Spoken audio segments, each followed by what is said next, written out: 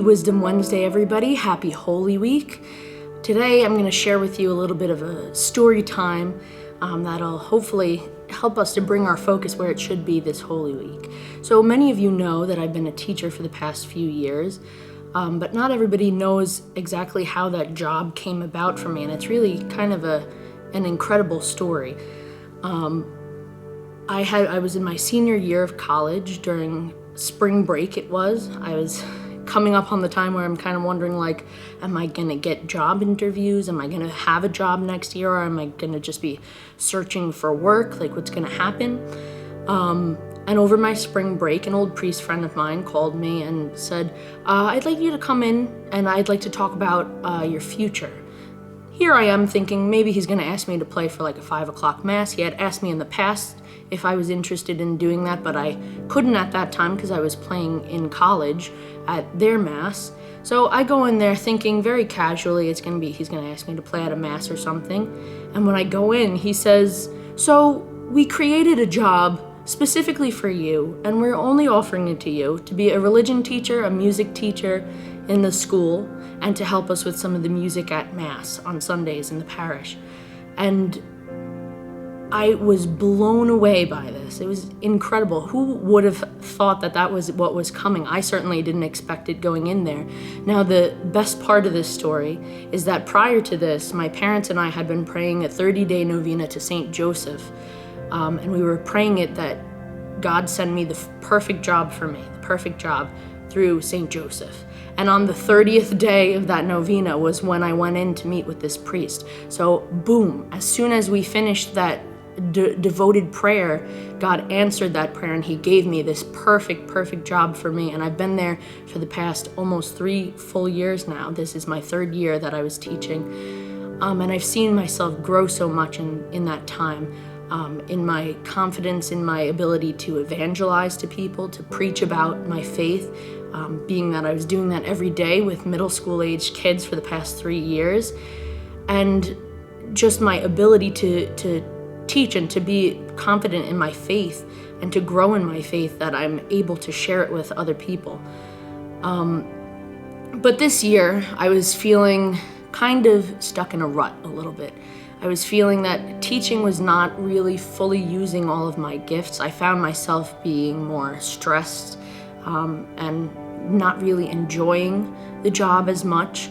And I took that as a sign that maybe it was time to try to move on to something else, to try to open myself up to what God had planned for me next.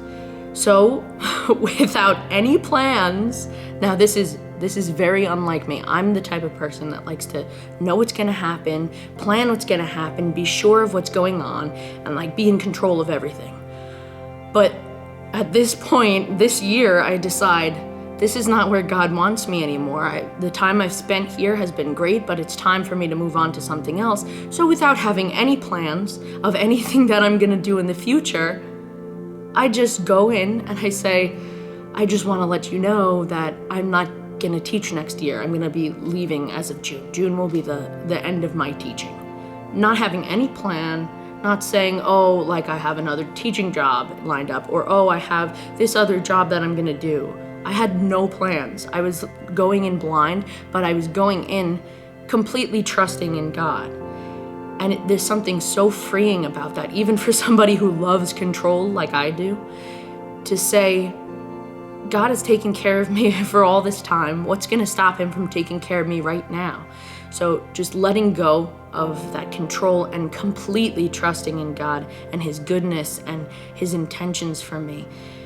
And upon doing that, shortly after that, maybe like a week later, not even, I heard about an opening for her job as a music director in a parish on Long Island. Now, being a music director would be a dream for me, being that that's what I do so much anyway, and that's really where my passion lies. So I go in and I talk to the pastor. Now on my February break of school, everything's happening in my breaks in school, and I went in and spoke with the pastor, and it really seems like such a perfect job, a perfect fit for me.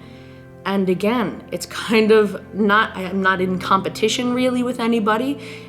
They want to just give that job to me, and it was such the perfect job for me. Now here I am thinking, well, I made the commitment to be a teacher, and I said that I was going to stay till June, so like I should really stay for the kids. Like the kids will be upset if I leave. And I made that commitment. I don't want to mess up the principal. I don't want to make things hard on the other teachers. Like I love these people that I've been working with so much. I wouldn't want to do anything to hurt them or to undermine them. But then, as God does, he kept on throwing in my face some more messages. And what really hit me was I was at a prayer group with a bunch of my girlfriends, our girl prayer group that we have about once a month, and we do Lectio Divina every time we have our prayer group.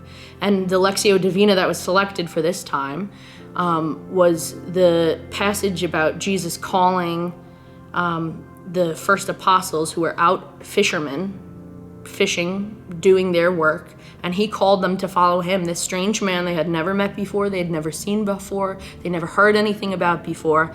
And it was so compelling that they leapt out of their boats, they leapt out of their stable job, their stability, and just immediately went and followed him, even leaving their father Zebedee behind in the boat.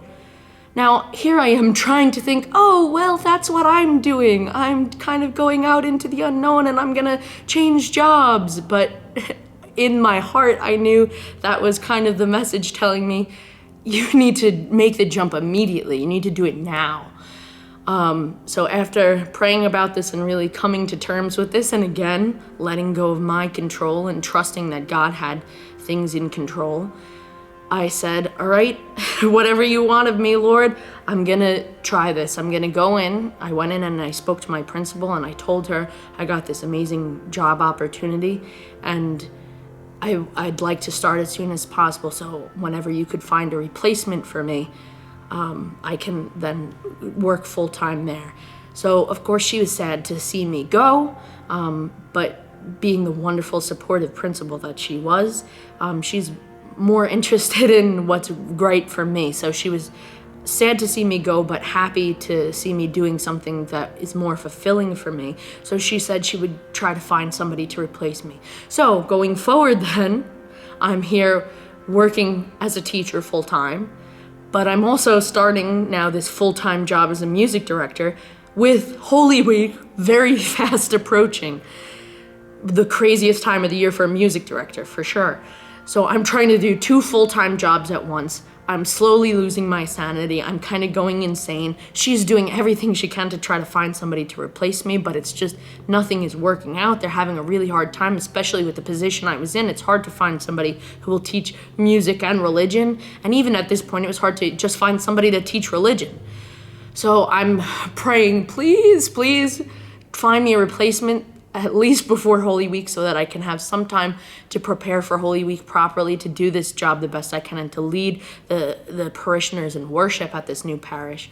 And guess who comes again? St. Joseph. On St. Joseph's Day, I found out that she had found a replacement from me, and I was free of that job now. So I finished out the week. I passed things on to my replacement, and as of that week, I was done at that job and I was able to fully focus now on this job where I am right now, Our Lady of Lourdes Parish, where I'm so blessed to be the music director. And I'm able to have these few days in the beginning of Holy Week to prepare for those holiest days of the year, and to really do justice to my work and to bring these people into deeper worship through music, as I so passionately love to do.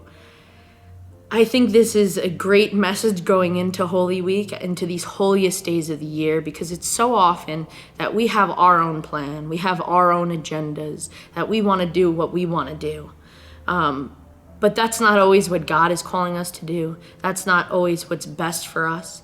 And in this Holy Week, I challenge you to really try to go outside of your comfort zone and to let go of control, to try to really listen to what God wants into your life. Listen to what he is speaking to you to do. Draw closer to him. The way you can do that is letting go of that control that's coming between you and him.